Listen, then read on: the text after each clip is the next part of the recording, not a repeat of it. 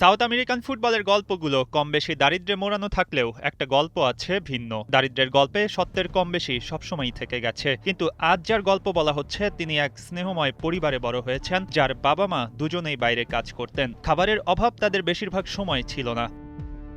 গল্পের নায়ক Ronaldo Nazario D lima, ব্রাজিলের কিংবদন্তি বিশ্বকাপজয়ী ফুটবলার।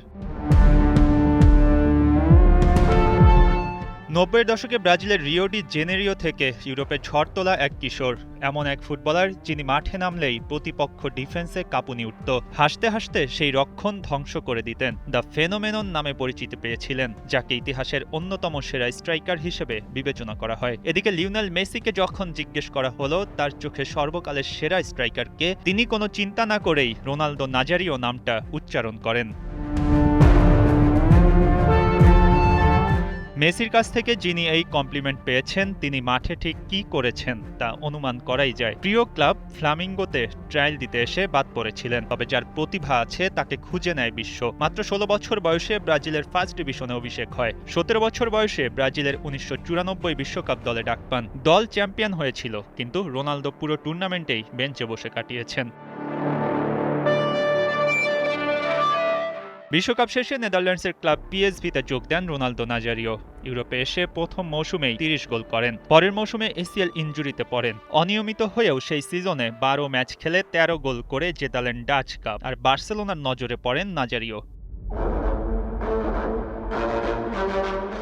এরপর উল্কার গতিতে উত্থান হয়েছে, তাকে নিয়ে তৈরি হয়েছে নানা গল্প। রোনালদোর নিজের আর পেছনে তাকাতে হয়নি, তবে ইনজুরির কারণে ভুগতে হয়েছে অনেক। ১৯৯৮ সালের বিশ্বকাপ ফাইনালে ফ্রান্সের কাছে হেরে রানার আপ হয় ব্রাজিল। ওই ম্যাচে রোনালদোর অসুস্থতা নিয়ে আছে নানা রকম বিতর্ক। ফাইনাল শেষে ব্রাজিল ভক্তদের ব্যাশিংয়ের শিকার হন এই তারকা। তবে রোনালদোর সবচেয়ে বড় শত্রু হয়ে দাঁড়ালো ইনজুরি।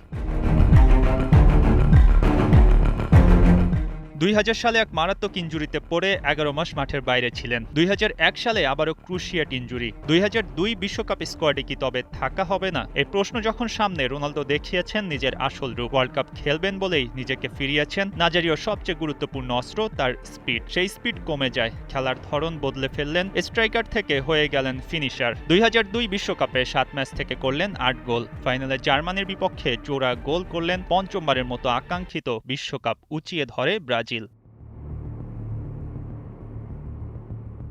৩ বার ফিফা বর্ষসেরা খেলোয়াড়, ২ বার ব্যালন ডি'র, ক্যারিয়ারে ৪০০-র বেশি গোল করা এক কিংবদন্তি। তবুও শুধু পরিসংখ্যান দিয়ে রোনালদোকে বোঝা যাবে না। মাঠে এক শিশু সুলভ আনন্দ নিয়ে খেলতেন। বয়স বাড়লেও তার কাছে প্রতিটি ম্যাচ ছিল নতুন এক চ্যালেঞ্জ। আবার যখন এক বিশ্বকাপ আসছে, ব্রাজিল দল কেমন করবে তা নিয়ে আছে নানা রকম দ্বিধাদ্বন্দ্ব, তখন রোনালদোকে স্মরণ করার বড্ড কারণ তো থাকেই। মঈন হাসান, ৭১।